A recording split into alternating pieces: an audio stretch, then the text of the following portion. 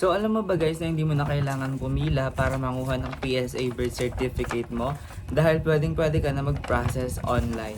So in this video tuturuan ko kayo kung paano mag-process ng PSA birth certificate online. So ayun, napaka-basic lang na to guys. Mag-fill out ka lang tapos magbabayad ka tapos i-deliver na nila sa'yo yung PSA birth certificate mo. Let's go, let's get started. Hi guys, so I got my PSA na. So ito siya. So for today's video, tuturuan ko kayo kung paano rin kayo makakakuha ng PSA birth certificate nyo. So pwede kayong mamili doon kung PSA, death certificate, SENOMAR, and so on guys. So ang first step lang na kailangan yung puntahan is yung PSA survey list. So after nun guys, mag-fill out lang kayo ng important details. So ayun, i-fill out nyo lang doon yung name nyo, yung birthday, and so on guys. So basta i-fill out nyo lang yun accurately. And ayun nga guys, tapos magbabayad rin kayo doon ng 330 pesos. So in my case, yung binayaran ko guys is 330 pesos. So ito siya. Tapos pwede kayong mamili doon kung yung e-cert lang. So pag sinabi natin e-cert guys, yun yung digital.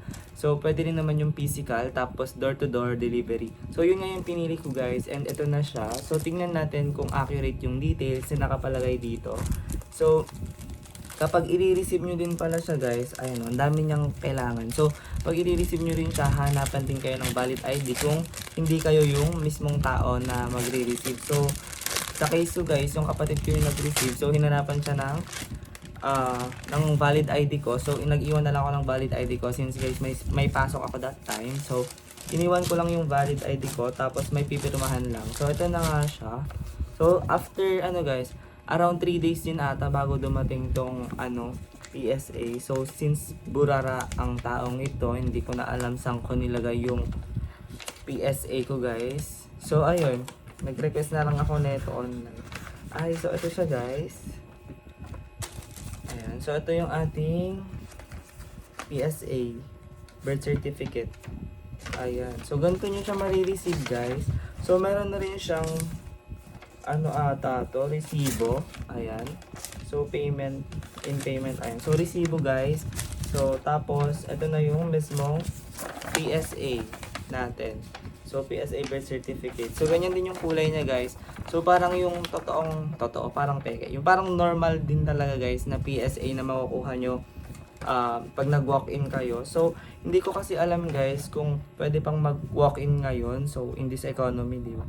So ayun, sa online na lang ako nag-request ng PSA. So ayun, tingnan natin kung tama. So tama naman guys. Ayun. Magaling. Hindi. So ito siya. Ayan. So, ayun guys, para kung wala ka nga ring birth certificate, so pwede ka nang online guys, mag-book online para less hassle, tapos i-deliver na lang nila sa inyo door to door. So, ayun, ang i-fill out nyo lang doon sa pagkakatanda ko, yung name nyo, birthday, tapos mother's maiden name, tapos yung place of birth. So ayun, tapos isi-search na nila dun guys sa system nila.